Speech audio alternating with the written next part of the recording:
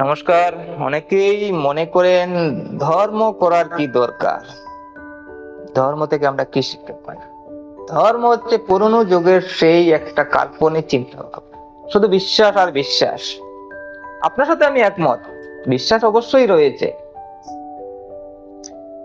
এখন কথা হচ্ছে, ধরে নেন ধর্ম নেই, কেউ ধর্ম বানায়নি, তাহলে কি মানুষের বিশ্বাস থাকবে না?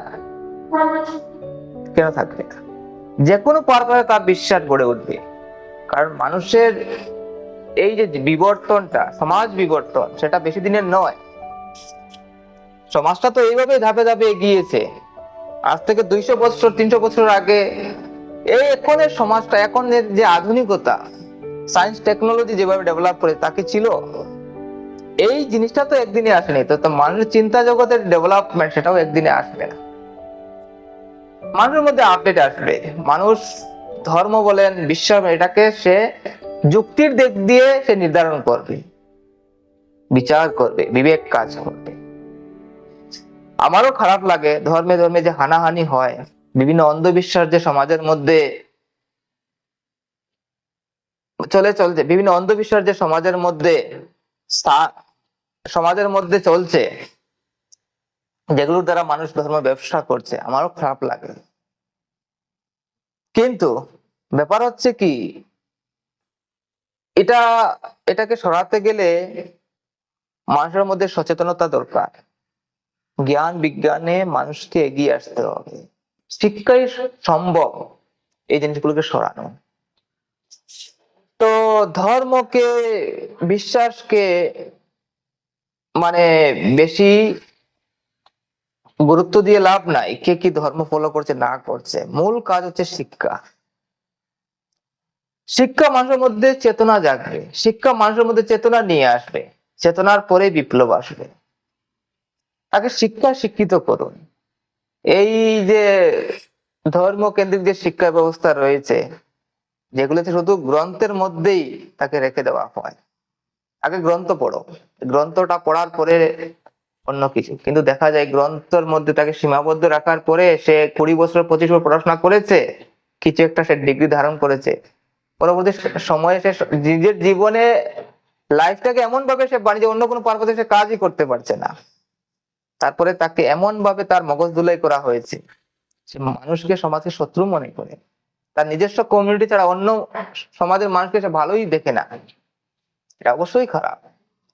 এখান থেকে বের করতে গেলে তাকে জ্ঞান বিজ্ঞানের চর্চায় নিয়ে আসতে হবে। আমি বলবো, যে কোনো জিনিসের একটা সলিউশন থাকে, সেটা হচ্ছে কি শিক্ষার মধ্যে। আপনার সন্তানকে সেই শিক্ষা দিন ছোট থেকে, সে যেন বাস্তববাদী হয়। বিভিন্ন, বেশি কিছু নয়, এই দুনিয়াটা কিভাবে এসেছে, এই পৃথিবীটা কিভাবে হয়েছে, মহাবিশ্ব নিয়ে, মানুষের যে বায়োলজি সিস্টেম রয়েছে সেটা সম্পর্কে, তারপর এই রিয়েলিস্টিক এই যে সোসাইটিটা কিভাবে গড়ে উঠছে, মানুষ কি চায় না চায়, এই জিনিসগুলো তার সাথে ডিসকাস করুন। মানে আমি আশা করব যে আমাদের এডুকেশন সিস্টেমে এইভাবে রাখা দরকার, যে কোনো ধর্মের নাম নিয়ে নয়। এই যে মানুষ ব্রেন ওয়াশ হচ্ছে, মানুষ মানুষকে মেরে দিচ্ছে ধর্মের ভিত্তিতে, বাস এই যে একটা নিজে লাগিয়ে দিল, পেটের মধ্যে ফাটাই দিল, বা তার মন হলো যে না আমি যাব, উপরে যাব, বাস মানুষকে মারলেও কি না মারলেও কি, শহীদ হতে পারলেই ভালো। কথা হচ্ছে যে এই রকম চিন্তা কিন্তু খুব ডেঞ্জারাস। এখান থেকে বের করতে গেলে, থাক ওইদিকে কথা বলছি না। তো শিক্ষাই মানুষকে পারে, মানুষকে ওই জায়গা থেকে বের করতে।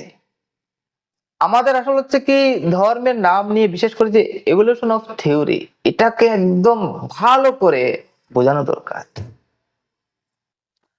জ্ঞান বিজ্ঞানের শিক্ষাটাকে এমন ভাবে লাগানো দরকার, তাকে টার্গেট করে বলতে কি, যে তার মধ্যে একটা বিলিফ সিস্টেম কাজ করে, তাকে তার ধর্ম দিয়ে যখন তাকে বুঝাবে হবে না, হ্যাঁ তোমার ধর্মটা খারাপ, সে আরো রিয়েক্ট করে, দরকার নাই। তাকে শিক্ষা দিয়ে এমন ভাবে, আসলে শিক্ষাটা এমন ভাবে হওয়া দরকার যে কোনো ধর্মের নাম নিয়ে একটা সাবজেক্ট রাখা দরকার, যে মানুষের ধর্ম পৃথিবীতে কিভাবে এসেছে, ধর্মকে কেন্দ্র করে একটা সাবজেক্ট রাখা দরকার। যে ধর্ম পৃথিবীতে কিভাবে আসে, কিভাবে বিলিফ সিস্টেম কাজ করে, লজিক কিভাবে কাজ করে, যুক্তি কিভাবে কাজ করে, কিভাবে মানুষের এই যে মেন্টালিটি পরিবর্তন হয়, কিভাবে তার ইমোশনাল সাইড গুলো কাজ করে, এটাকে কেন্দ্র করে একটা সাবজেক্ট রাখা দরকার আমাদের এডুকেশন সিস্টেমে। তাহলে কি হবে, মানুষের এই বিশ্বাসের জায়গাটা সরবে। যে এই বাস্তব দুনিয়াটা দেখানো দরকার, যে ধর্ম মানুষকে কিভাবে মানে মিসগাইড করে। আমার কথা হচ্ছে যে এইভাবে বাস্তবতা তার সামনে তুলে ধরলে তখন তার মধ্যে একটা বিবেক ফুটে উঠবে, তখন সে যে কোনো দিয়ে যুক্তি দিয়ে বোঝার চেষ্টা করবে, তার বাস্তবতার সাথে, পরিবেশের সাথে, প্রাকৃতিক সিস্টেমের সাথে সে ম্যাচ করার চেষ্টা করবে। এই বাস্তবতার মধ্যে আসাটাই হচ্ছে আপনার জয়। তাই একমাত্র শিক্ষাই পারে মানুষকে বাস্তবতার মধ্যে নিয়ে আসা। অন্যথায় এই ধর্মীয় কুসংস্কার, অন্ধবিশ্বাস থেকে মানুষকে বের করা খুব কঠিন। ঠিক আছে, এটুকুই।